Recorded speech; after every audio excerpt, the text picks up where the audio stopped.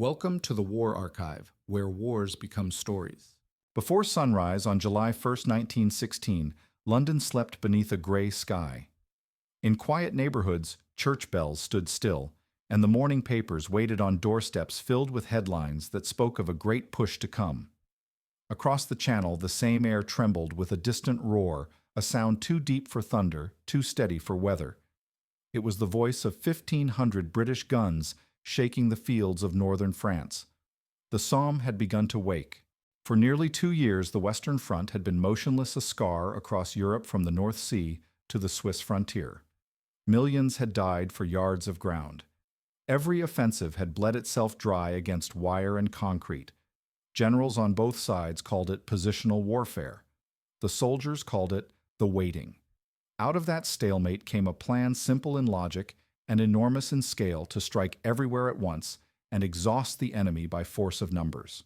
The River Somme was chosen not because it was important, but because it lay between the British and French armies, a convenient meeting point. The ground was open, the ridges low, the roads good. General Joseph Joffre, France's commander-in-chief, had envisioned a joint offensive with the French carrying the main weight, and the British assisting from the north. But in February, Germany had attacked Verdun, and the French had been fighting there ever since, burning through their strength just to hold the line. By summer, the burden of the Somme had shifted to Britain, a nation still learning what industrial war truly meant. General Sir Douglas Haig, newly in command of the British Expeditionary Force, saw the Somme as both duty and opportunity. He was calm, devout, certain that persistence could conquer all. Success, he wrote, comes to those who endure the longest. He believed his new army, the Volunteers raised by Kitchener's Call in 1914, was ready. These were not professionals, but men from shops, schools, and mines. They were eager to prove themselves, confident that courage and discipline could overcome the machine. Haig's subordinate, General Henry Rawlinson, preferred smaller, measured steps. He argued that the army should advance one trench at a time, consolidating as it went. Haig wanted more. He dreamed of a breakthrough so vast that the cavalry would pour through the gap and roll up the German line from behind. The compromise between them became doctrine, a single massive assault supported by a week-long bombardment that would annihilate everything in its path. The bombardment began on June 24th.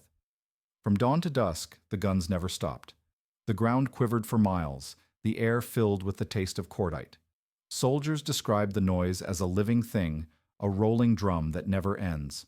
Nearly 2 million shells were fired in 7 days. From the air, the battlefield appeared unrecognizable, fields turned to ash, trenches obliterated. Officers told their men nothing could survive such fire. But beneath that fury, the enemy lived. The Germans had spent months preparing. Their engineers dug deep into the chalk hills, building bunkers 40 feet underground with electric lights, bunks, and stoves. When the shelling began, they simply went below, waiting it out. The walls bend. One officer wrote, "The candles die. The air turns to dust, but we endure." Above them, British optimism swelled with every explosion. To those watching from behind, the bombardment looked like the end of the German army. The men at the front believed they were witnessing the birth of victory. It was as if the world itself was being remade, one corporal said. Yet what the shells destroyed most effectively was belief in precision and control, in the illusion that a plan could master chaos. While the guns roared, preparations went on. Engineers built railways to feed the front with shells. Telephone wires stretched through the trenches. Mines were packed under the German positions, ready to erupt minutes before the assault. The soldiers practiced their advance in open fields behind the lines, moving over chalk outlines of enemy trenches. They were told not to run but to walk, keeping perfect formation. "You'll find no resistance," the officers said. "It will be easy." They believed them. Most of these men belonged to the PALS Battalions groups, recruited from the same towns and factories, so friends could fight side by side. It had seemed a fine idea when the war began. No one had thought what it would mean when they died together, too. They filled their last hours with quiet routines, cleaning rifles, writing letters, joking about what they would eat in Berlin.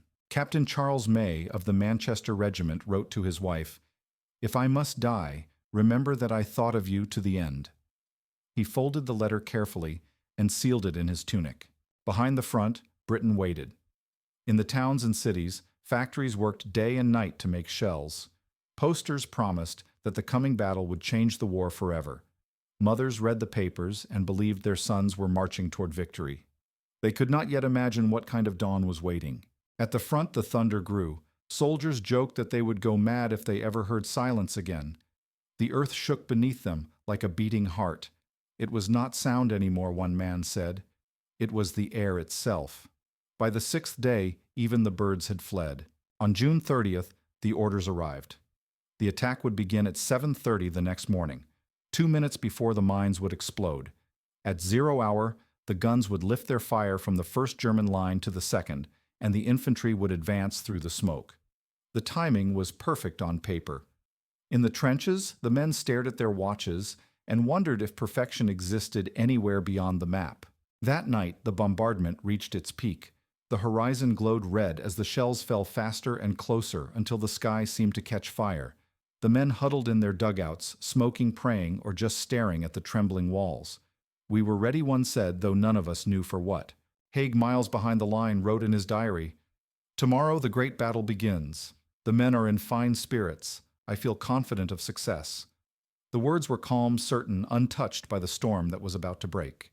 At 7:28 a.m., the mines went off. At Hawthorne Ridge, one of them erupted in a column of flame and debris 600 feet high. The shock rolled across the valley and struck the waiting lines like wind. 2 minutes later, the whistles blew. All along the front, 120,000 men climbed their ladders and stepped into the morning light. They moved through the mist in steady lines, their uniforms clean, their rifles slung, their hearts steady. Behind them, the guns thundered on. Ahead of them, in the smoke that hid the German trenches, something waited, silent, invisible, and alive. The bombardment had promised everything. The next hours would reveal what it had truly achieved and what it had not. By the winter of 1915, the Great War had already devoured its promises. The quick victory imagined the year before had vanished into trenches that neither side could escape. Europe had become a siege of mud and hunger, a war of numbers instead of movement. Commanders tried new weapons, new tactics, new hopes. Nothing worked. Out of that desperation came a plan as simple as it was brutal. If one attack could not break the stalemate, then 1,000 guns and 1,000,000 men might. The logic was sound on paper. The Allies would strike everywhere at once, stretching the German army until it snapped. In the east, Russia would attack. In the south, Italy would press the Alps. And on the Western Front, France and Britain would launch a joint assault along the river Somme. The Germans could not hold all fronts at once, or so everyone believed. It was a plan of cooperation, coordination, and faith in firepower. General Sir Douglas Haig, who had just taken command of the British Expeditionary Force, saw in this plan a chance for redemption. Britain's army was no longer the small professional force of 1914. It was vast, industrial, and full of volunteers eager to prove themselves. Haig's confidence was absolute. The key to victory, he told his staff, is pressure, unrelenting pressure. He saw the Somme as both a duty to his allies and a chance to show that Britain could lead modern war. His subordinate General Henry Rawlinson saw it differently. He favored limited advances, a line at a time, measured and secure. Haig wanted to break through one enormous blow that would roll the Germans back for miles and restore movement to the front.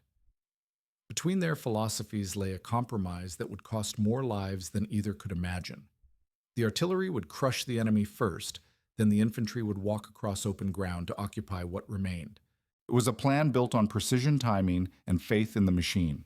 The British called their part of the offensive the Big Push. The French were to lead with 40 divisions on the southern sector. The British, still learning, would hold the north. But when Germany attacked Verdun in February, everything changed. France bled itself dry, defending the city, pouring men and shells into that furnace, until there was almost nothing left. Joffre, the French commander-in-chief, turned to Haig. The Somme would now be a British battle with France, playing only a supporting role. Britain's new army had never fought a battle of this scale. It was made of volunteers, miners, clerks, teachers, factory workers, men who had trained for months but had yet to face fire. They believed in the war and their officers, in the idea that courage could shape history. "We were ready," one recalled. "We just didn't know for what." They would soon find out. The plan called for 7 days of continuous shelling. The guns would pound the German line, cutting the wire and crushing the trenches. At the end of the bombardment, the infantry would climb from their own trenches and walk forward in calm formation. They were told not to run, there would be no need. You will find nothing alive, officers promised. You'll walk across and occupy the ground. It was the kind of confidence that can exist only far from the front. Haig's army had never commanded so much firepower. 1,500 guns, thousands of tons of shells, and a timetable measured in minutes. The soldiers felt the earth shake beneath them as the bombardment began on June 24th. It never stopped. The sky was made of fire, one observer wrote. You could taste it in your mouth. For 7 days and nights, the guns thundered and men told each other that nothing human could live through it. But the Germans had not built their empire on belief. Their defenses on the Somme were a masterpiece of engineering, 3 lines of trenches connected by tunnels dug into chalk and reinforced with concrete. Their dugouts went 40 feet deep, safe from all but the heaviest shells. When the bombardment began, they went below lighting candles and waiting in the dark. We are buried alive, a German wrote home. When it ends, we will rise like ghosts. Above them, the British gunners believed the wire was gone. They fired light shells when they needed heavy ones, timed fuses when they needed delay. Many shells were duds fired, but never exploded, sinking harmlessly into the mud. The infantry didn't know. They trusted the math, the maps, and the message from above. The barrage has done its work. By the last day of June, the men were ready. They had rehearsed the assault behind the lines, walking across chalk fields marked to resemble German trenches. They practiced advancing in lines 50 yards apart, bayonets fixed, carrying packs that weighed more than 60 pounds. Keep steady, the officers told them. Don't break formation. The soldiers joked that it would be a walk in the park. That night, the bombardment reached its peak. The guns fired faster and heavier, shaking the air like thunder trapped in a box. Rain began to fall, turning the trenches slick and white with chalk. Men tried to sleep, but couldn't. They wrote letters, smoked, or simply stared at the walls. It was like waiting for the world to end, one private said. In the dugouts, officers read the orders again. At 7:28 a.m., 10 mines would detonate beneath the German lines. At 7:30, the whistles would blow. The men would advance shoulder to shoulder behind a final lifting barrage. The entire plan was written down to the minute.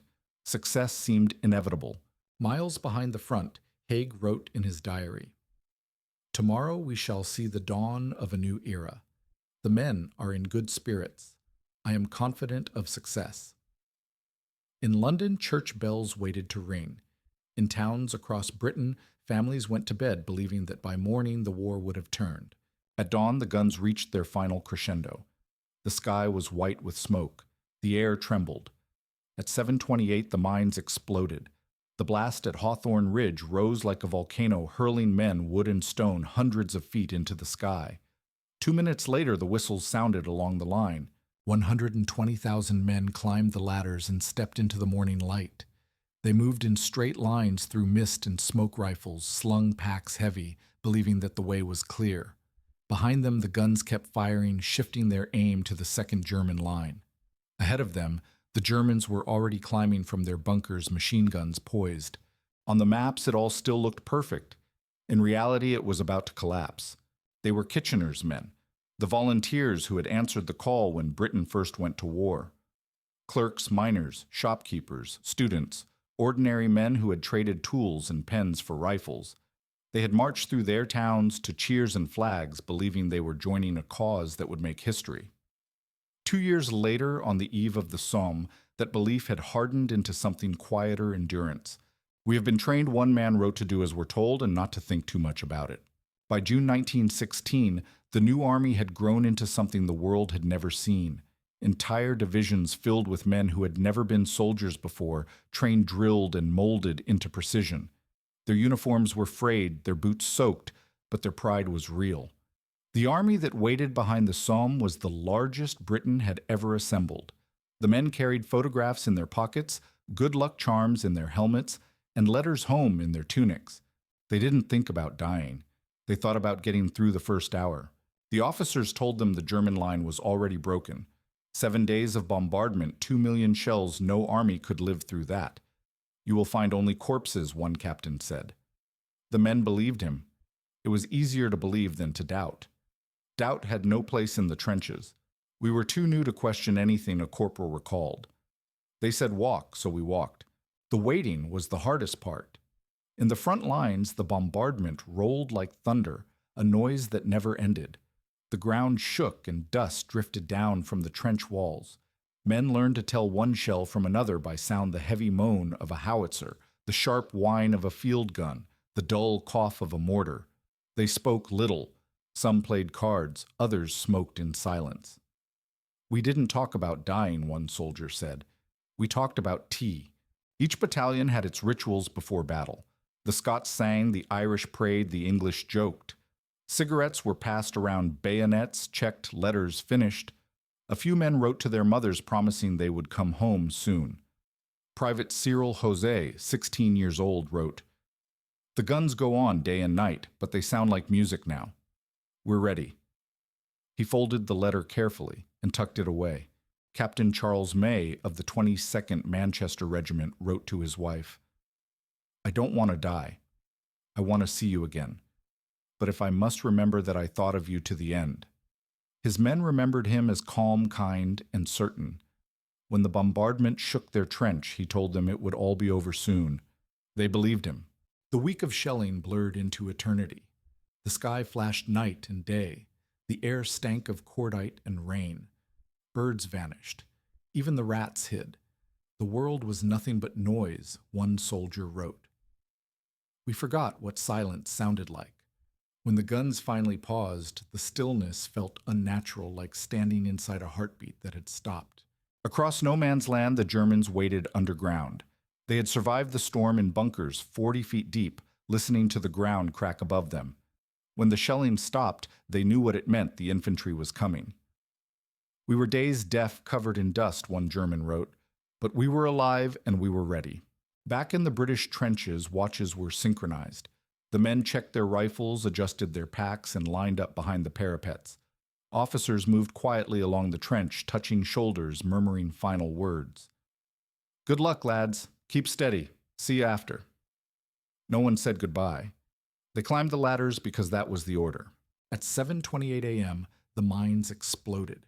The blast at Hawthorne Ridge tore a hole in the horizon, a mountain of earth thrown into the sky. The shock rolled down the valley, shaking the air in the British trenches. 2 minutes later, the whistles blew. The first waves stepped forward into the smoke. They walked, not ran, just as they'd been taught. The air was thick and gray, the ground soft under their boots. The men kept their lines, straight bayonets glinting faintly in the morning light. For a moment, it almost looked like a parade. Behind them, the second waves followed, then the third. The whole plain seemed to move. At first, there was no reply. Then, somewhere in the mist ahead, a machine gun opened fire. A sharp cutting sound joined by another, then 100 more. The air filled with the hiss of bullets, the whistle of shells, the screams of men. "We thought the world was ending," one soldier said. Then we realized it was just beginning. Officers shouted for order, waving their canes, their voices lost in the roar. Men dropped where they stood, some without a sound, others spinning as if struck by invisible hammers. Still the line moved forward. Training habit and hope kept them upright. "We couldn't stop," one survivor said. Stopping meant thinking, and thinking meant fear. From the ridges behind the line, observers watched through binoculars. They saw the first waves advancing, then faltering, then vanishing into the smoke. It looked beautiful, one wrote later. And then it looked like nothing at all. By 9 o'clock, the ground between the trenches was littered with bodies. The wounded crawled back where they could. Many lay still. The guns behind them kept firing, oblivious to who was in the open. The barrage had lifted as planned. The plan had simply been wrong. In London, the church bells rang. The morning papers printed words like advance and breakthrough. But on the Somme, the only thing advancing was fire. At noon, the survivors still standing were ordered to dig in. They had moved forward a few hundred yards at the cost of tens of thousands of men. It was not a battle, one private said. It was the breaking of faith. When night came, rain began to fall again. The cries of the wounded carried through the dark. Stretcher bearers crawled out under fire, dragging men back through the wire. "We went where we heard them," one said. When the voices stopped, we moved to the next. Back in the trenches, the men sat in silence, too tired to speak. They stared into the dark, their faces lit by the faint glow of flares. "We thought we were going to be heroes," a corporal wrote. "Instead, we were witnesses." The first day of the Somme had not ended in victory or defeat. It had ended in realization. The old world had walked into the new and never walked back. Across the valley, hidden in the chalk and smoke, the German army waited. For weeks they had endured the British bombardment, 7 days of thunder that tore up the surface but barely touched the depths. Beneath 40 feet of earth and timber, the German soldiers lived in bunkers they had built with their own hands, rooms carved from the chalk, lined with planks, and lit by candles. "We are buried alive," one officer wrote in his diary. "The earth moves, but we endure." When the shelling finally stopped on the morning of July, their first silence fell like fog. The air trembled heavy with dust. The men below ground stared upward, listening. Then they heard it, the faint sound of whistles, followed by the creak of ladders and the muffled tread of feet. The British were coming. The Germans put out their candles, shouldered their weapons, and climbed toward the light. The fog was thick, the horizon gray, and the British line seemed endless. Across no man's land, thousands of men walked shoulder to shoulder, rifles slung, bayonets fixed as if on parade. For a moment the German machine gunners could not believe what they were seeing. They came in ranks, one recalled, as if they did not understand what waited for them. Then came the command. Within seconds the hills erupted in fire. Machine guns rattled, rifles cracked, and the air turned to metal. Bullets cut through the mist in horizontal sheets. The British lines wavered, broke, and fell. Men dropped in rows, some instantly, others spinning in silence before vanishing into the smoke. Still, the next ranks advanced, and then the next. It was like mowing grass, a German gunner said. They kept standing up, and we kept cutting them down. Near Serre, the 31st Division was destroyed before reaching the first belt of wire. South of there, the 1st Newfoundland Regiment climbed from its trenches too early and moved straight into open ground. Within 15 minutes, 600 of its 800 men were dead or wounded. At Thiepval, the Tyneside Irish pressed forward through a storm of machine gun fire until there was no one left to move. The line was perfect, a German wrote. Perfect and doomed. Behind them, the British artillery lifted its fire toward the second German line just as planned. The problem was that the first line was still very much alive. Dugouts that should have been rubble were full of defenders. The barbed wire that was supposed to be shredded stood unbroken, glinting in the mist. "We fired for 7 days," a British gunner said later. "We might as well have fired at the moon." In some sectors, small groups of British soldiers reached the German trenches. They fought hand-to-hand in the smoke stabbing, with bayonets, throwing grenades, clubbing with rifle butts. For a moment it seemed they might hold. But the counterfire came swift and merciless. Within minutes, the gains were gone, swallowed by machine guns and mortars.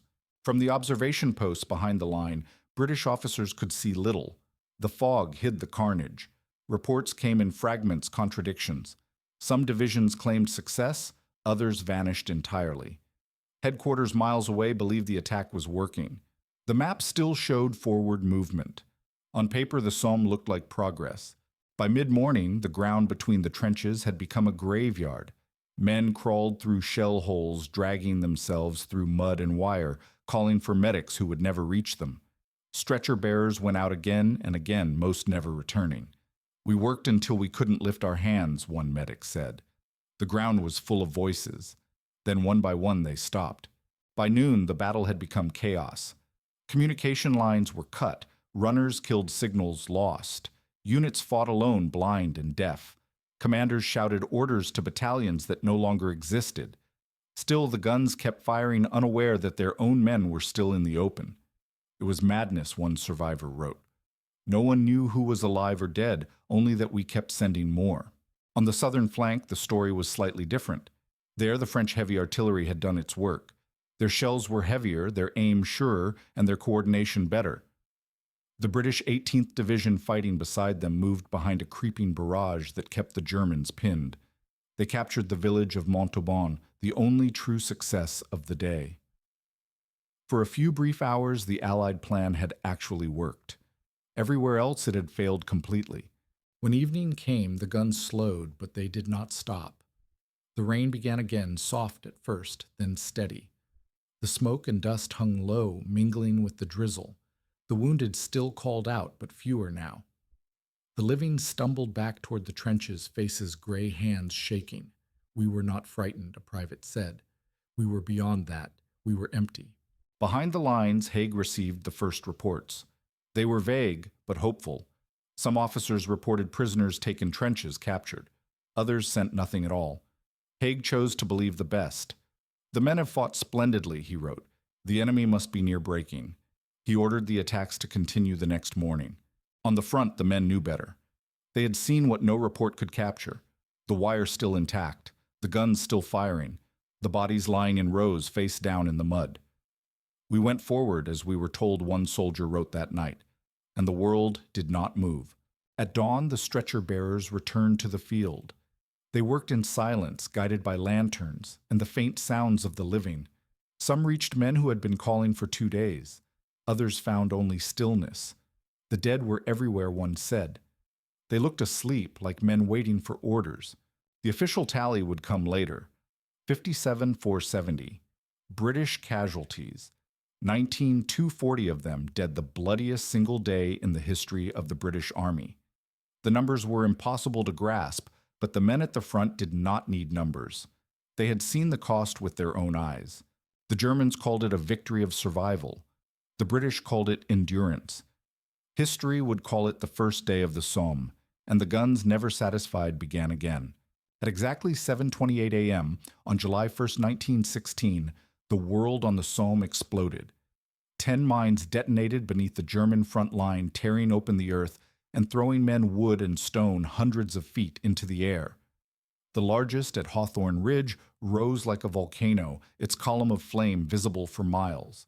A few seconds later, the debris began to fall, stones, mud fragments of men, and then 2 minutes later, the whistles blew.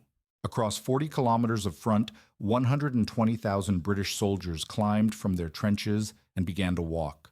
They moved in lines, steady, and deliberate rifles slung bayonets fixed heavy packs pressing against their shoulders.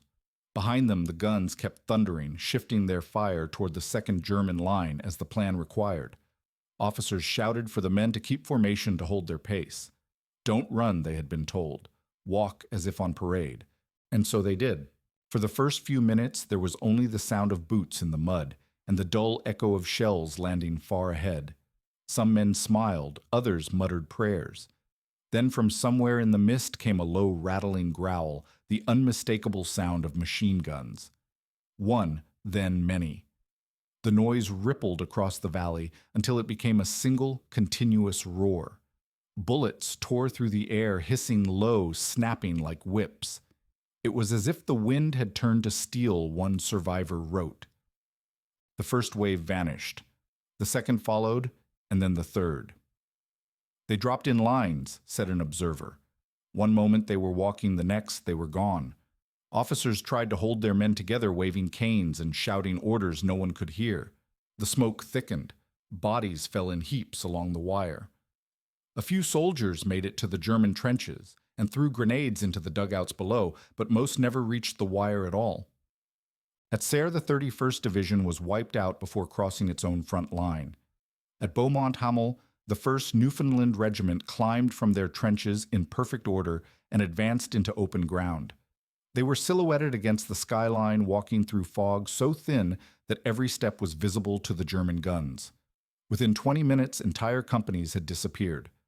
Out of 801 men, only 68 answered roll call that night. Farther south, the 18th Division advanced behind a creeping barrage, one of the few sectors where the timing was right. There, the British broke through the first line and captured Montauban. Their success came not from luck, but from precision. The gunners had learned, the infantry had adjusted, and coordination had worked. On the far right, the French Sixth Army moved forward with the efficiency born of Verdun, capturing trenches and villages with far fewer losses. For them, the Somme was not a disaster, but a grim triumph. Everywhere else, the day collapsed into carnage. The artillery meant to protect the infantry had betrayed them. Too many shells were duds. Too many were too light to cut the wire or reach the deep dugouts. When the barrage lifted to strike the next line, it left the first untouched. The German machine gunners emerged from their bunkers, set up their weapons, and opened fire. They were waiting for us, one British officer said. They had always been waiting. By 8 o'clock, the battlefield was a storm of smoke and screams. The ground trembled under the weight of explosions. Runners carrying messages vanished between the lines. Field telephones went silent. From the observation balloons above the scene looked unreal lines of men dissolving into gray fog, the flashes of shells like lightning beneath a cloud. We couldn't tell what was happening, an observer said, only that nothing was moving forward. At Thiepval, whole platoons were cut down before leaving their trenches. The Tyneside Irish fell in rows as they crossed the open field. At La Boisselle, the 34th Division advanced into a curtain of fire so dense that even the officers stopped shouting. In some places, men crawled instead of walked, dragging their rifles through the mud, trying to find shelter in shell holes that filled as fast as they dug. The wounded cried out for water. The dying asked to be turned toward home. Behind the front commanders waited for news. Reports came in confused, contradictory, some claiming progress, others disaster. Many units had ceased to exist, their officers dead, their signals gone. Still, Haig believed the line was moving. Success is certain, he wrote. The enemy's morale must be shattered. He ordered fresh troops to continue the attack. But the only thing moving forward now was the fire. By midday, the cries of the wounded carried across the field. Stretcher bearers crawled through the mud, pulling men back one at a time. They moved until they collapsed, then others took their place. We stopped listening to the guns, one medic said. We listened for voices. Some men lay out for hours, whispering names until their voices failed. The living counted the dead and ran out of numbers. When night came, rain fell again. The ground turned slick, the bodies heavy. Flares rose above the lines, lighting the fields like a stage set for ghosts. The wounded moaned softly, their voices fading under the steady drizzle. A few soldiers crawled back into their trenches, eyes wide and blank. They were not the same men who had climbed the ladders that morning. We were hollow, one wrote. We didn't speak. We just breathed. By the time the reports were tallied, the truth was undeniable. In a single day, Britain had lost nearly 60,000 men, more than 20,000 of them dead. It was the worst day in the history of the British Army. In London, the news did not arrive for days. Families waited for letters that never came. The newspapers printed words like courage, progress, and sacrifice. But behind those words was silence, the kind that fills a home when the knock comes at the door. Haig refused to call it failure. The French had gained ground. The British had learned. The enemy, he said, was weakening. He ordered the attack to continue. At the front, the survivors stared at the empty horizon. They had no language left for what they had seen. It was not fear, one wrote. It was the end of believing that anything could stop this. The rain of steel had fallen, and the new army of Britain had walked straight into it. When night fell on July 1st, 1916, the thunder of guns faded for the first time in a week. The flashes died one by one along the horizon, and the fields of the Somme were swallowed by darkness and rain. The silence that followed did not feel like peace. It felt like disbelief, a world that had stopped moving, stunned by its own violence. All across the battlefield, men lay where they had fallen. The wounded called out for help, their voices faint beneath the drizzle. Some begged for water, others for names. Brothers, mothers, lovers, no one who could answer. We went where we heard them, a stretcher-bearer wrote. When one voice stopped, we listened for another. For hours they crawled through mud that clung to their hands and faces, guided only by cries that grew fewer with every passing minute. The scale of the disaster was beyond imagination. Along the northern front near Serre, whole battalions had disappeared. At Beaumont Hamel, the Newfoundlanders had been wiped out. In the center, the Accrington Pals, the Leeds Rifles, and the Tyneside Irish, all those hometown regiments that had once marched off together, were gone.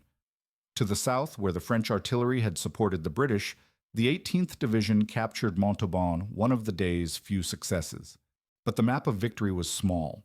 The map of loss was endless. By midnight, reports began to reach headquarters. They were incomplete, inconsistent, and often hopeful. Progress good in the center, one cable read. Enemy resistance weakening. Haig read the messages under candlelight, tracing his fingers across maps that still showed perfect lines and colored arrows.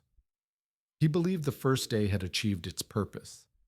"The men have fought splendidly," he wrote. "The enemy's strength is waning. The truth would not reach him for another 24 hours. At the front, there was no doubt. The trenches that morning had been full of laughter cigarettes and whispered prayers. By evening, they were half empty and quiet. Men who had survived sat in the mud, staring at their boots, too exhausted to speak. We didn't curse, we didn't cry," one corporal remembered. "We just sat there breathing. The smell of blood and cordite hung over everything, a taste that stayed on the tongue no matter how much water they drank. By dawn, stretcher bearers were still working. The wounded came back in waves, their faces pale and gray, their uniforms torn and stiff with mud. Field hospitals overflowed. Surgeons worked under flickering lamps. Sleeves rolled to the elbow hands, trembling from fatigue. They no longer screamed," one nurse wrote. "They just looked at us, as if we could explain it." Outside, the rain kept falling. The wounded waited in long lines, their breath clouding the cold air. The casualty list grew longer with every hour, 57, 470. British losses, 19,240 dead. Each number represented a name, a letter, a face somewhere far from home. But to the men still in the trenches, numbers meant nothing. They saw the truth laid out before them in the bodies caught on the wire in the empty dugouts, in the faces of the men who would never speak again. "We have counted all we can," one officer said. "There is no number for what remains." Back in Britain, the first telegrams arrived. Postmen carried envelopes with black seals down quiet streets. In Accrington, so many doors opened that the sound of knocking itself became unbearable. Entire neighborhoods went silent. "There wasn't a family untouched," one survivor's mother recalled. "Every street lost someone. Every street. The bells that had once rung for hope now tolled for mourning." Haig refused to halt the offensive. The French were still fighting at Verdun, and he believed the Germans were near collapse. "Their will is cracking," he wrote. "We must press on." For the men at the front, the words meant only one thing: they would climb the ladders again. The orders were the same, the ground the same, the fire the same. "It wasn't war anymore," one soldier wrote. "It was repetition." Those who survived the first day began to change in ways they didn't yet understand. Their humor grew darker, their silence longer. They learned to move through horror as if it were weather, something to be endured, not feared. "We stopped thinking about victory," a private said. "We thought about lasting till nightfall. By July 2nd, the fields were unrecognizable. The dead still lay where they had fallen, and the living dug new trenches around them. The rain turned everything into a single glistening swamp. When the sun broke through the clouds, the light was almost cruel, revealing what had been hidden in the dark." One survivor wrote, "I looked at the ground and saw faces looking back. Behind the lines, generals studied the maps and saw arrows inching forward. They called it progress. In the trenches, the soldiers measured progress by breaths.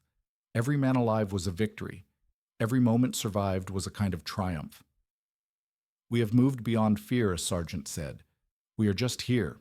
In the days that followed, the British attacked again and again. Each new assault was smaller, more cautious, but no less deadly. The same ridges, the same villages, the same wire, they became names written in blood. For the soldiers, the Somme was no longer a battle, but a landscape they could not escape. When night came again, the guns resumed their steady rhythm. The wounded cried out once more, and the stretcher-bearers went back into the dark. The rain began to fall again, washing over the fields, over the dead, over the living who could not sleep. Somewhere beyond the trenches, a single skylark sang. Its voice rose and fell through the mist, as it had all week, the only sound untouched by war. The first day of the Somme was over, though its echo would last a century. For those who survived, it was not memory, it was something still happening somewhere inside them forever. When dawn broke on July 3rd, the Somme looked like the surface of another world. The ground that had once been farmland was now a vast plain of craters and broken trees. Nothing stood upright. Nothing was whole. The trenches had collapsed into one another, filled with water bodies and wire. Those who had survived the first day moved through the wreckage in silence, looking for the living and finding mostly the dead. The world had stopped being a place one soldier wrote. It was a ruin. The stretcher bearers were still out there crawling on hands and knees, guided by faint voices. They worked through the night and into the next morning, dragging the wounded through mud so thick it swallowed boots and stretchers alike. We went where the cries came from, a medic said. When they stopped, we turned to the next. Some of the wounded had lain out for 2 days, faces, gray hands clenched around photographs. When found, many whispered the same word, water. Others said nothing at all. Behind the lines, the casualty stations filled until there was no room left. Hundreds lay in the open waiting their turn.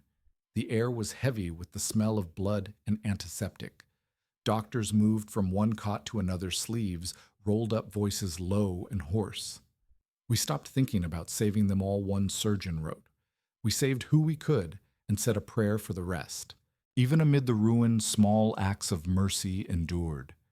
A British medic gave his last cigarette to a dying German. A chaplain read psalms over men who could no longer hear him. A soldier tore the sleeve from his tunic to bandage a stranger's wound. War could strip away everything order, reason, humanity, but somehow not kindness. In London, the first reports from the Somme reached the newspapers. They spoke of progress and heroism, of captured trenches and enemy losses. Families clung to those words, unaware that the truth was still crawling through the mud in France. When the telegrams arrived, they arrived in waves. In towns like Accrington, Sheffield, and Leeds, postmen moved from door to door in silence, their bags filled with grief. Every street was waiting, one woman said. And every street was broken. The PAL's battalions, once symbols of unity and pride, had become symbols of loss. They had trained together, marched together, and died together. In some towns, entire generations were gone. Whole factories had lost their workers, entire schools, their teachers. We built our army out of friendship, one officer said, and friendship destroyed our towns. At the front, the survivors began to understand the scale of what had happened. Letters arrived for men who would never read them, passed from hand to hand until someone had to write back. He died quickly, they wrote, even when it wasn't true. He didn't suffer. The lies were small mercies sent home to mothers who would never know. Among the bodies, hundreds of unsent letters were found, folded, smudged, sealed, but never mailed. Some were addressed to wives, some to parents, some to sweethearts. The rain had blurred the ink, but the words were still legible. One began, "By the time you read this, it will be over." Another ended, "Don't worry, we'll be home by Christmas." Captain Charles May's letter was one of them. "I don't want to die," he had written, "but I shall go on doing my duty cheerfully till the end." His wife received it weeks later, long after his body had been buried near Mametz. It was both a farewell and a fragment of hope that refused to die with him. The men who lived through those first days wrote less as the weeks dragged on.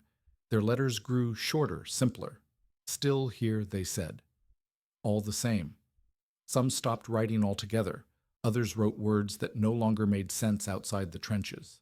The mud is deeper than memory, one wrote, and quieter.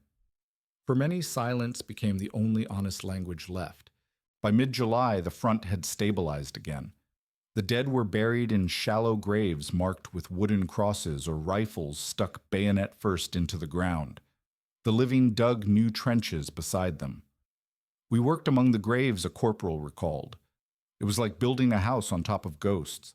The smell never left. The flies came in swarms. The men stopped noticing. At night the flares rose into the sky, their pale light shimmering through the mist. The rain fell softly, washing down the parapets, carrying traces of ash and blood. From somewhere in the dark, someone always sang, sometimes in English, sometimes in German. The words were different, but the tune was the same. We didn't hate them," one soldier said. "We just hated here." The Somme had been meant to last a few days. It was now entering its third week, and the lines had barely moved. The generals spoke of steady pressure attrition, the wearing down of the enemy. The soldiers spoke of weather, of mud, of the smell that clung to everything. They had learned not to expect endings, only pauses. "We don't fight to win anymore," one private said. "We fight to see tomorrow." Back home, people began to ask questions. The papers printed lists of the fallen, column after column of names that filled entire pages. Funerals came without bodies. Churches rang bells not for victory, but for remembrance. The war that had once seemed far away now lived inside every home. On the Somme, the letters kept coming, but fewer each day. Many arrived months late, marked return to sender. The men who received them sometimes opened envelopes addressed to friends now gone, reading them quietly before tossing them into the fire. The flames flickered blue and red like the shells that still lit the sky. In one trench, a soldier found a letter stuck in the mud. The ink had run, but he could still read the final line. "Tell them I did my best." He folded it again and tucked it into his own pocket, too tired to wonder whose it had been.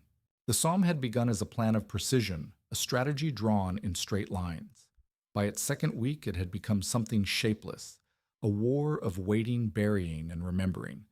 The soldiers no longer talked of home or victory. They talked of letters never sent, of faces fading in memory of mornings that all looked the same. And somewhere above them, invisible through the rain, the larks still sang tiny defiant voices rising over the sound of the guns, as if the sky itself refused to surrender. By the middle of July, the Battle of the Somme had already changed shape. What had begun as one great offensive became something slower, colder, more deliberate. The British Army, still stunned from the first day, was learning in the only way possible, through blood. Every failure brought a new adjustment, every death another note in the grim education of modern war. "We are learning fast," one officer wrote, "because those who don't learn don't last." The first lesson was artillery. The long, predictable bombardments that warned the enemy days in advance were replaced by shorter, sharper barrages, hurricanes the gunners called them. The new technique was called the creeping barrage, a wall of explosions that moved forward at walking pace with the infantry close behind it. It demanded timing so exact that one mistake could kill hundreds of men. "We followed the fire," a soldier said, "and prayed it stayed in front of us." Above the trenches, the Royal Flying Corps fought a quieter war in the clouds. Their planes, fragile and open to the wind, scouted the enemy lines and guided the guns below. The pilots flew low, often within rifle range, their maps flapping in the wind. "We were the eyes of the army," one of them wrote. But eyes bleed easily. They lasted an average of 11 days. The air war gave the Somme its new rhythm artillery by mathematics, death by coordinates. The infantry changed too. Gone were the neat lines of men walking shoulder to shoulder. Now they advanced in smaller groups, darting between shell holes, throwing grenades into machine gun nests before moving on. Officers began to think less about banners and more about cover. "Courage," one captain wrote, "is no longer running forward. It's knowing when to stay down." The army that had gone to the Somme in June, full of pride, was not the same one that fought there in August. On July 14th, the British launched a new assault before dawn. The guns fired for only 5 minutes, and then the creeping barrage began to move.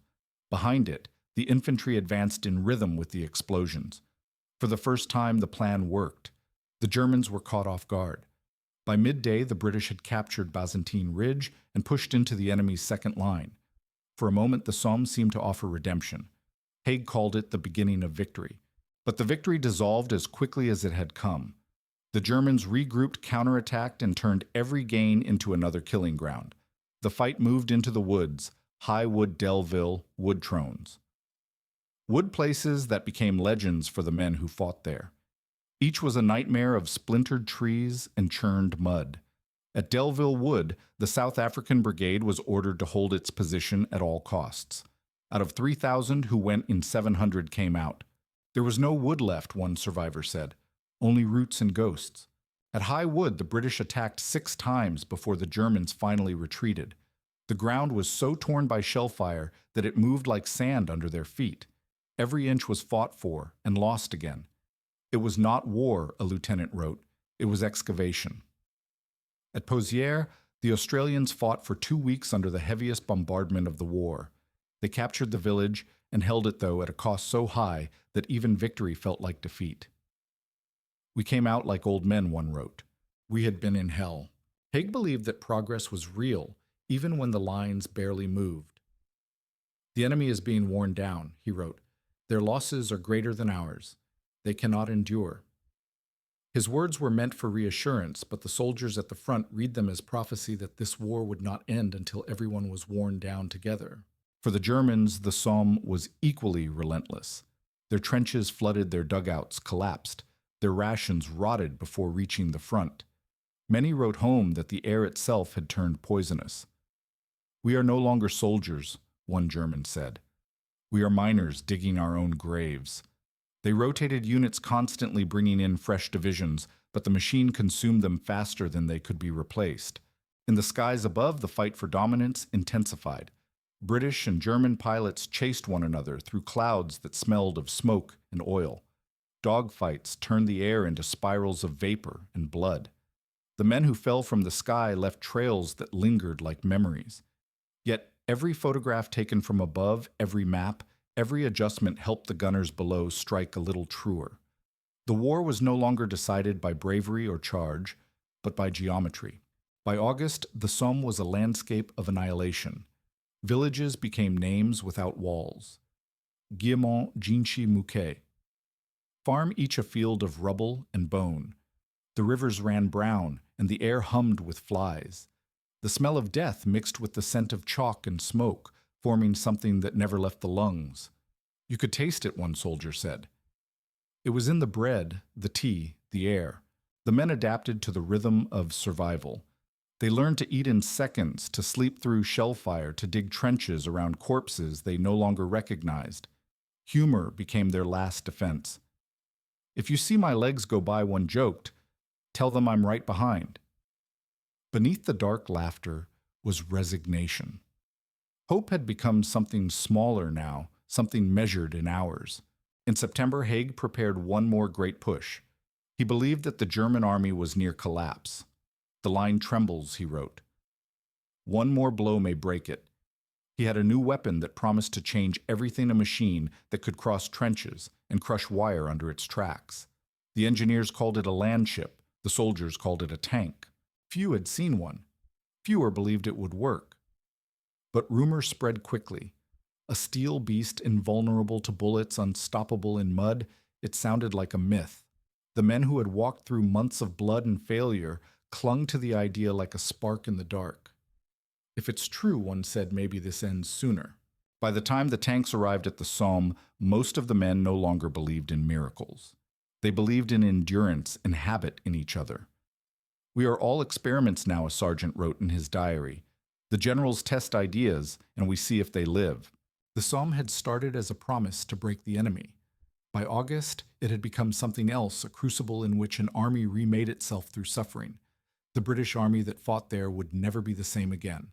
It had learned how to fight a modern war, and what that knowledge cost. The future was coming, but it was coming through fire. By late August, the Somme had stopped feeling like a single battle.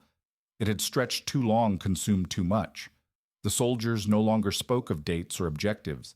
They spoke only of places, small names that had become entire worlds of mud and ruin. Delville, Highwood, Pozières, Mouquet Farm. Each was a story on its own, fought over and forgotten in the same breath. The landscape had lost all shape. Trenches dissolved into one another. Hills turned into seas of craters. "There is no up or down here," one soldier wrote, "only directionless ground. Even the maps became lies. Officers carried them folded in their pockets, but the lines no longer matched what existed outside." The Somme had turned into an ocean, and the men were trying not to drown. Haig's army moved forward slowly and relentlessly. The optimism of July had burned away, replaced by a grim professionalism. "We fight because it is our turn," a corporal said. "We move forward because the man before us fell." The soldiers were tired, but they had learned. They dug deeper, shot straighter, and died quieter. Every day the same order came: attack, hold, dig in. The newspapers back home called it a steady advance. The generals called it attrition. The men called it the grind. The fights that filled those months were small in scale, but endless in cost.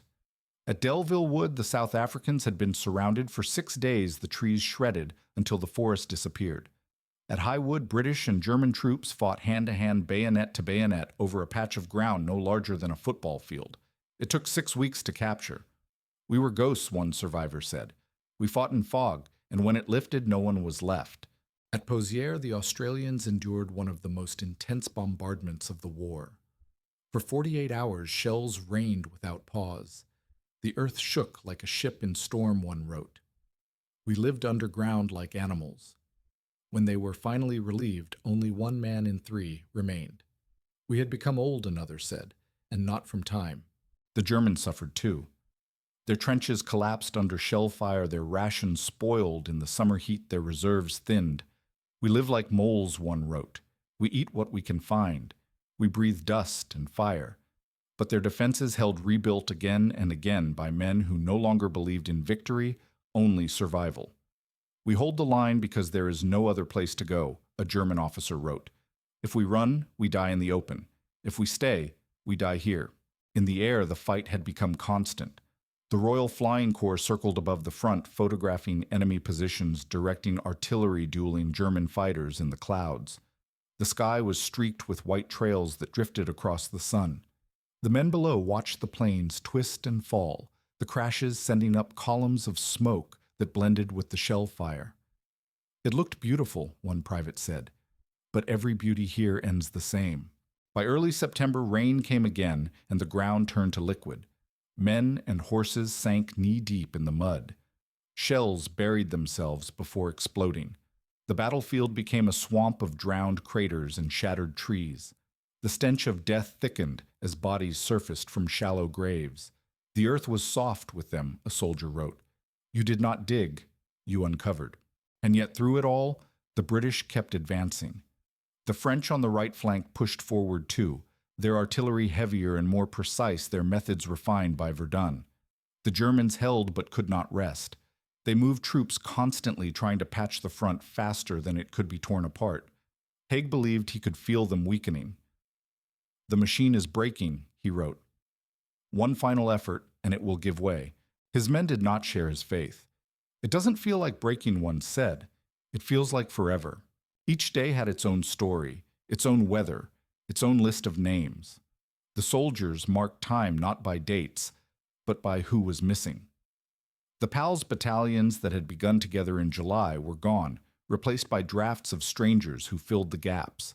We stopped learning their names, one man admitted. It hurt less that way. The Somme had become a place without edges, a wound that refused to close. Everything here is alive, wrote a medic, the mud, the wire, the smell. It moves even when the guns stop. Then came a rumor, a whisper of something new, something mechanical. The men had heard it for weeks past from trench to trench like a ghost story. A machine that moves on its own, they said.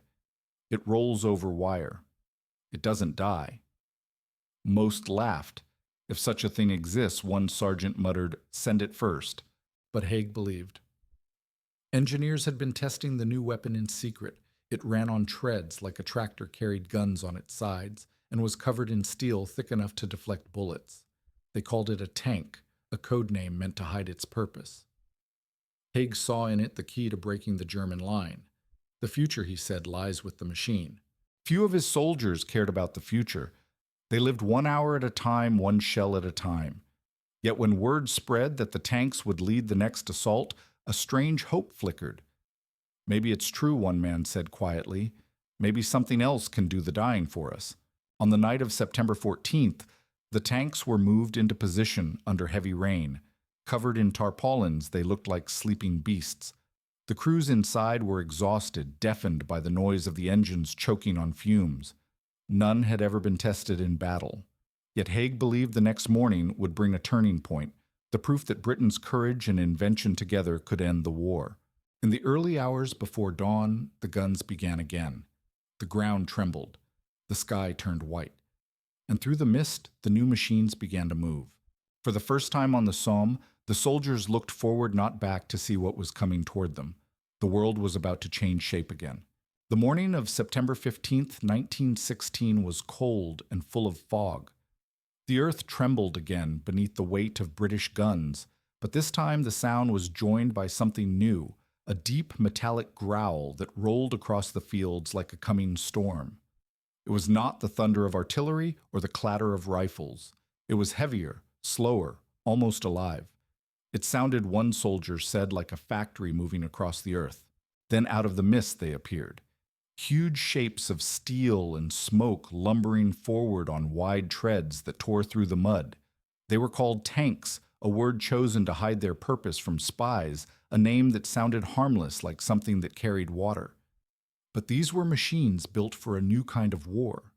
30 tons of iron armed with cannons and machine guns, able to crush wire and climb over trenches. They moved with the grace of monsters, groaning and hissing as they advanced. Inside, the crews worked in choking heat. The air was thick with oil and exhaust, the noise so loud they could only shout in each other's ears. Sparks flew from the gears. The floor was slick with fuel.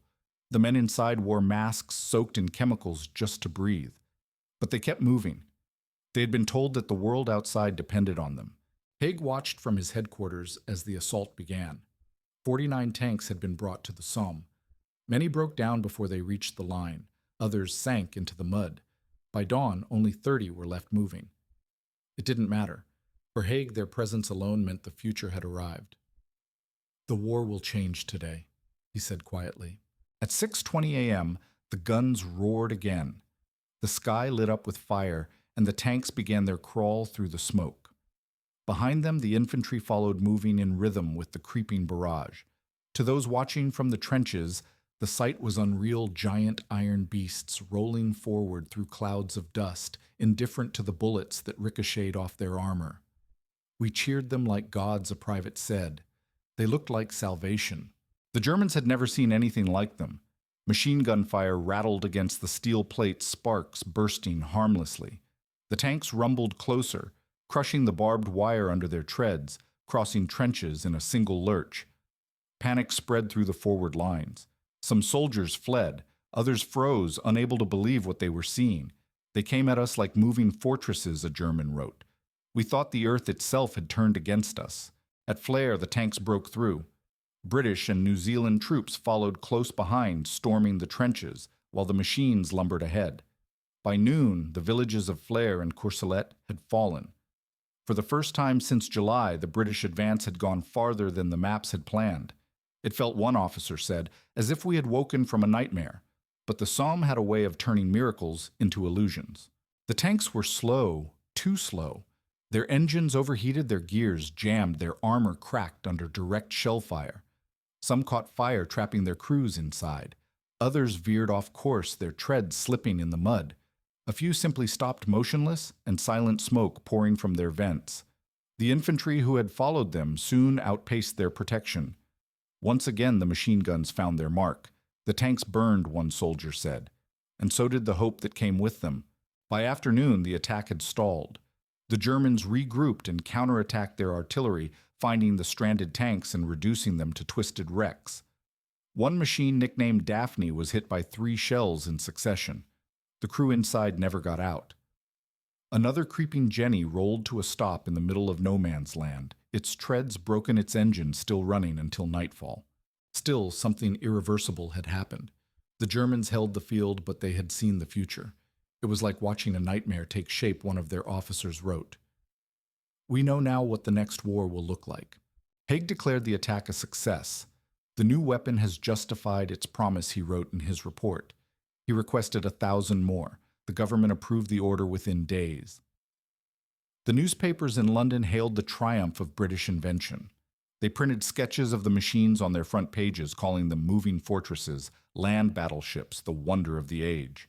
The men who fought beside them were less certain. They were brave things, one corporal wrote, but too few, too fragile, too human. When the fighting stopped that evening, the soldiers walked among the wrecks, touching the scorched metal still warm to the hand. Some knocked softly on the sides as if greeting fallen comrades. Inside, the smell of oil and smoke lingered like a memory. In the days that followed, engineers came to study the remains. They measured the holes, examined the treads, made notes about armor and range. The battlefield became a workshop, the dead replaced by data. "War has become an experiment," one observer said. "We test new machines, and men are the results." The tanks had not won the Somme. They had not even changed its course, but they had changed the imagination of war. The British had advanced 2 miles, taken a few ruined villages, and buried thousands more of their own. Yet in the minds of those who saw it, something fundamental had shifted. The age of the soldier was ending. The age of the machine had begun. When night fell, the guns fell silent again. The tanks sat motionless across the field, black silhouettes against the pale sky. The wounded moaned in the darkness, their voices echoing inside the hollow shells. Somewhere a man lit a cigarette and whispered, "Maybe one day they'll fight so we don't have to." No one answered. The wind moved through the wreckage, whistling softly through the holes where bullets had passed. The machines had arrived, but peace had not. By October, the Somme had turned to liquid. The heat of summer was gone, replaced by endless rain that transformed the battlefield into a swamp. Trenches collapsed dugouts filled with water, and men slept standing up to avoid drowning in their own shelters. Boots were sucked from feet. Horses sank until only their heads showed above the mud. Rifles rusted. Rations spoiled before they could be eaten. The Somme was no longer a place to fight, it was a place to endure. "We fight the ground now," one soldier wrote, "and the ground is winning." The tanks that had astonished the world in September now sat half-buried, their steel shells streaked with rust and rain. Some had been stripped for parts, others left where they stopped. The men passed them without looking. The machines that had once symbolized salvation now stood as monuments to exhaustion. "They promised us the future," a corporal said, "but the future got stuck in the mud." Still, the orders did not stop. Haig refused to believe the Germans could survive much longer. "They are near breaking," he wrote to London. "One more push, and the line will give way." He spoke of attrition, of steady pressure, of wearing the enemy down grain by grain. His faith and endurance was absolute. For the soldiers, it was something else entirely. "We don't endure," one said. "We just keep not dying." In late September, the British finally captured Thiepval Ridge, a stronghold that had resisted since the first day. The fighting lasted 3 weeks. Every yard was mined, every trench booby-trapped. The Schwaben Redoubt, a fortress of concrete and wire, changed hands 3 times before it was taken for good. When it was over, the ridge was a ruin of broken timber and bone. "We took it inch by inch," an officer wrote, "and left a body on every inch." To the south, the French continued their slow, methodical advance. They had become masters of artillery, their guns heavier, their coordination perfect. Village by village, they clawed forward Combles, Bouchavin, Roncourt. Each success cost dearly, but each one felt precise, inevitable. Even so, the French were running out of men. Verdun had taken the heart from their army. The Somme was taking what was left. The weather deepened. Rain turned to sleet, sleet to snow. The ground froze at night and thawed by noon, trapping men in ice 1 hour and mud the next. "We are living inside the earth itself," a private wrote. "We dig it, breathe it, eat it." The front lines became mazes of half-frozen canals. The wounded sank into the sludge and were never seen again. "The ground takes them," another soldier said. "We stopped trying to pull them out." Haig remained unmoved. "Progress is slow," he admitted, "but sure."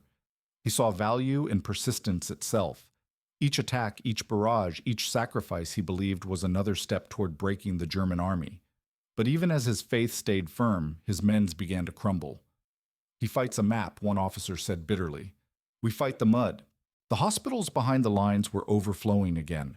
The wounded came back caked in filth, their faces pale, their voices gone. Doctors worked in tents where the wind blew through torn canvas. Their instruments froze in their hands. "We are drowning in men," one nurse wrote. "We mend them, and they go back to drown again." The soldiers had stopped talking about home. Their letters, when they wrote them, were short and spare. "Still alive," they said. All the same, their world had narrowed to the trench, the mud, the sound of the guns. "We no longer think about why," one sergeant said. "We just hope it ends before we do." In early November, Haig ordered one final assault before the weather closed in completely. The objective was Beaumont-Hamel, the same village the Newfoundlanders had died trying to reach in July. The plan was simple, the timing precise. The men were skeptical, but they obeyed. They always did. At dawn on November 13th, the guns opened fire for the last time on the Somme. The rain had turned to sleet, the wind cut like wire. Behind a short, sharp bombardment, British and Canadian troops advanced through the fog. To everyone's surprise, the attack worked. The German defenses weakened and Weary collapsed in hours. The village fell before noon. We walked through it like ghosts, one soldier wrote. There was nothing left to take. It was the last true victory of the Somme. 5 days later, the guns fell silent. Not because the war was over, but because winter had come. The mud had frozen solid, and even the shells could no longer bury themselves in the ground. The soldiers stood in their trenches, staring across the stillness, unsure whether to feel relief or fear. The silence was so strange, it made them flinch. It felt wrong, one man said, as if the world had stopped breathing. The battle had lasted 141 days. When it began, Haig had promised a breakthrough. When it ended, the front lines had moved 7 miles. The cost was beyond comprehension. More than 1 million casualties, British, French, and German. Whole towns emptied, families erased, generations gone. And still the war raged on. Haig called the Somme a great victory. He said the enemy had been worn down, their spirit broken, their army bled white. His words were meant for reports for Parliament, for history. The soldiers who returned from the Somme had no such language. Victory One wrote is not what it feels like when you count the missing. The battlefield froze in place, littered with wrecked guns, splintered trees, and the black shells of tanks. The rivers ran brown with silt and ash. At night, when the wind blew, it carried the smell of smoke and something else, something that had no name. For those who had survived, there was no triumph, no sense of ending, only exhaustion. "We have been here too long," a private said. "The war has moved inside us now." The Somme was finally quiet. But it was not over. When the guns finally stopped on November 18, 1916, the silence was too large to celebrate. The soldiers stood in the frozen mud, their breath misting in the air, staring at a horizon that no longer moved. For the first time in months, there was no thunder, no fire, no command to advance. They didn't cheer. They just listened. It felt like the world had died, one man wrote. And we were what was left. The official reports called it a success. The Allies had advanced 7 miles along a 40-kilometer front. The German line had bent, but not broken. The French had regained ground. The British had proven their army could fight. Yet on both sides of the wire, the soldiers knew the truth. 7 miles was not victory, it was survival measured in distance. The price had been over 1 million casualties. For Haig, the Somme was proof that persistence could outlast despair. "The enemy has been worn out," he wrote. "Their losses are greater than ours. They cannot recover." He framed the battle not as failure, but as foundation, a necessary sacrifice that had turned amateurs into an army. "The machine has been tested," he told his staff, "and it will prevail." And in a sense, he was right. The British army that left the Somme was not the same one that had arrived in June. It had learned how to coordinate artillery with infantry, how to use aircraft to spot targets, how to move under fire. It had learned how to endure. But those lessons were carved into flesh. "We became professionals," one sergeant said, "and that's how we knew we'd lost something we'd never get back." As winter settled in, men were sent out to recover what the frost had hidden. They found the bodies first, tens of thousands of them frozen into the mud, some sitting upright, others lying as if asleep. Identification was often impossible. Uniforms were gone, faces erased, dog tags lost. "We found them by their boots," a burial officer said. "Sometimes just by their bones." The men worked in silence, marking the graves with rifles or rough wooden crosses. There was no ceremony, only the slow mechanical act of burial, repeated until darkness. Behind them, the battlefield stretched on like a scar. Villages were nothing but outlines. Trees stood black and stripped their branches charred. The trenches were filled with ice, the wire buried under frost. Even the rivers had changed course, clogged with debris and the remains of the fallen. "The Somme isn't land anymore," a soldier wrote. "It's something else, a place between the living and the dead." In the field hospitals, the last of the wounded arrived. Many were blind burned or without limbs. Some coughed up mud weeks after being pulled from shell holes. They lay in rows beneath flickering lamps staring at the canvas ceilings above them. "They are alive," one nurse wrote, "but they do not return. Their bodies would heal, but the silence inside them would not." Back in Britain, the news trickled home. The War Office called the Somme a successful engagement. The newspapers echoed it.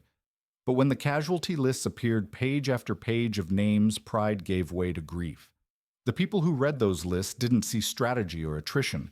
They saw sons, husbands, neighbors. Our street lost 20 in one day, a woman from Yorkshire said. There was no house left with laughter. Haig's defenders would later say the Somme broke the German army. His critics would say it broke a generation. Both were right. The Germans held the field, but their strength was drained. Within months, they would retreat to a new defensive system, the Hindenburg Line, a wall of concrete and wire that marked their admission that the old front was lost. For Britain, the Somme was the beginning of modern war. For its soldiers, it was the end of everything they had been. The survivors carried the battle home in silence. Many refused to speak of it. Others spoke only in fragments. I remember the sound, one said. Not of the guns, the silence after them. Another said, it was not fear. It was distance. The world had gone somewhere we couldn't follow. The meaning of the Somme shifted depending on who told it. To politicians, it was endurance. To generals, a necessary step toward victory. To the people who had sent their sons, it was loss beyond reckoning. For those who had lived through it, it was not something to interpret, it was something to survive. We left parts of ourselves there, a corporal said. Not our bodies. The parts that could sleep. By December, snow covered the battlefield. From a distance, it looked peaceful, at last white and still. But beneath that calm, the dead waited for spring when the thaw would uncover them again. Farmers would find them when they returned plowing through the frozen fields. Helmets, bayonets, bones, all the things that refused to vanish. The earth remembers, a chaplain wrote. It remembers more than we can bear. Haig was promoted to field marshal. He met the king, praised his men, and spoke of duty, faith, and endurance. The Somme, he said, was the beginning of the end. For the soldiers who had fought there, it was something else entirely, the end of the beginning, the death of belief. In France, they began to build cemeteries across the valley. White stones in perfect rows, crosses where the names were known, blank markers where they were not. In Britain, the bells that had once rung for victory now tolled for remembrance. A war correspondent wrote, "The Somme is not a triumph. It is a verdict." The line spread quiet and undeniable. It was the truest sentence written that year. When winter settled fully and the guns rusted to silence, one lieutenant wrote in his journal, "We have gained 7 miles and lost the world." He closed the book and never opened it again. The cost of those 7 miles was measured not just in lives, but in what the living had left behind: their faith, their innocence, and their ability to believe that any war could ever truly be won. When spring returned to northern France in 1917, it brought no renewal, only revelation. As the frost melted, the Somme gave back what winter had hidden. The thaw unearthed helmets, rifles, and bones tangled in roots.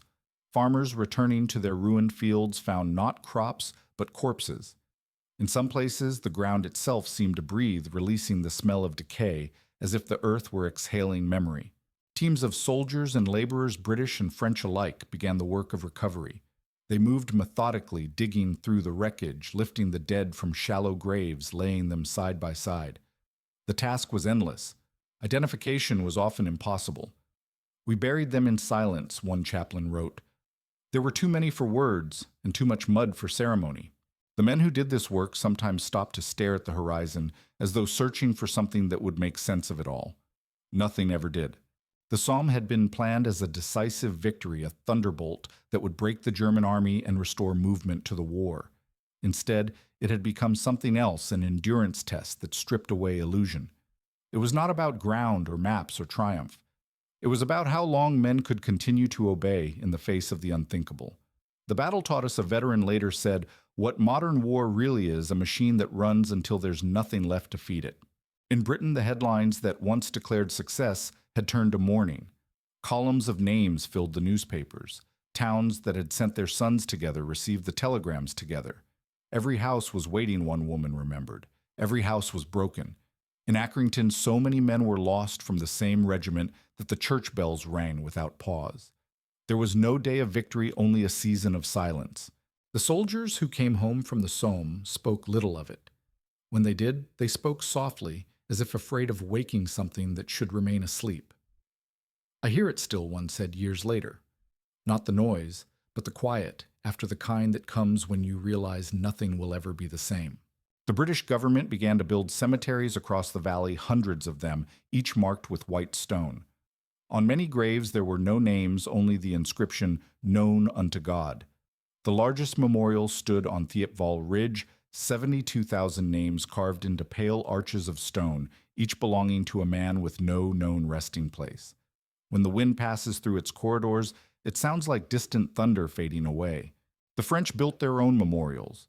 The Germans too buried their dead in fields nearby their crosses made of black iron instead of white stone. In death, the symmetry was almost perfect.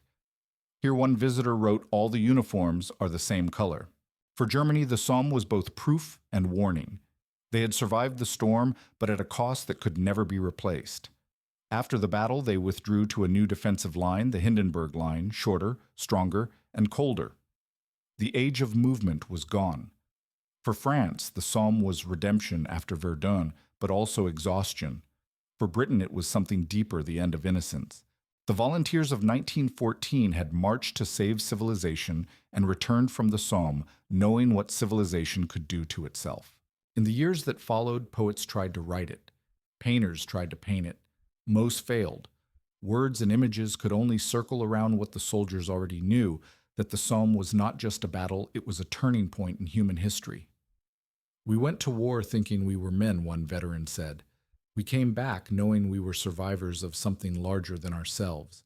When the war finally ended in 1918, the men who had fought on the Somme carried its shadow with them. Some could not sleep without hearing the guns. Others walked through life as if waiting for another whistle to blow. "The battle never ended," a survivor said. "It just moved inside us." Decades later, when the grass grew back and the farmers returned, the land still bled metal. Every spring plows struck rusted shells, helmets, and bones, the iron harvest they called it.